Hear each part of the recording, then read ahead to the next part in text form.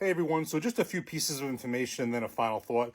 I like to be here as much for passing information along of things as I see it and as I get it as for the videos that I do. So if you did not watch it and didn't hear about it, 60 Minutes last night on its April 6th edition, the final segment, they had a segment on bourbon. It was called Wood to Whiskey, but specifically it was about the influence that a barrel has on the whiskey aging, heavily to do with bourbon, but just in general, the barrel process. So it tells you just kind of how important the barrel is to making whiskey, and specifically the bourbon process, what happens to the barrel after, and just the entire process of it. It's very interesting. So if you haven't seen it, I definitely encourage you to watch it. I think you can get it on, there's many ways you can get it.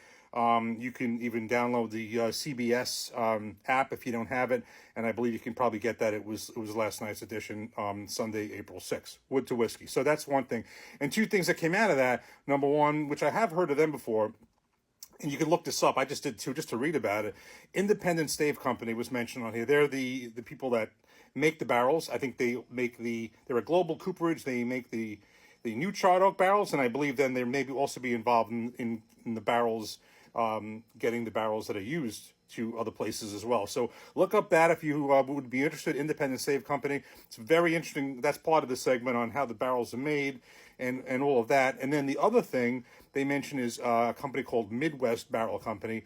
That specifically focuses on the used barrels. That's where you get into the scotches and the Japanese whiskeys and all the people around the world that use used bourbon barrels to fill their spirits. And that's really big in scotch and really big in Japanese whiskey, etc.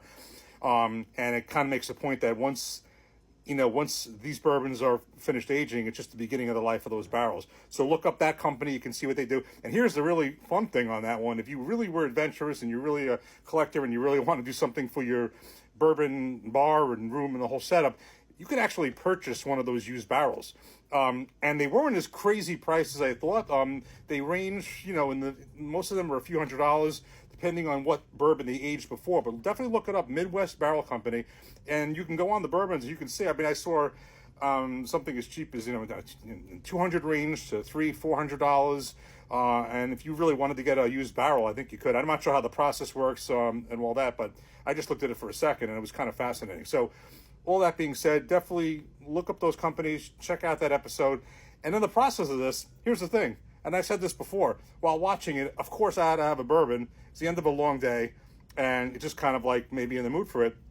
And while watching it and being the first pour of the day, even something like this, certainly not a bad one. This is Evan Williams Single Barrel. This is the 2016 vintage, but it wasn't like my favorite whiskey of anyone I've had.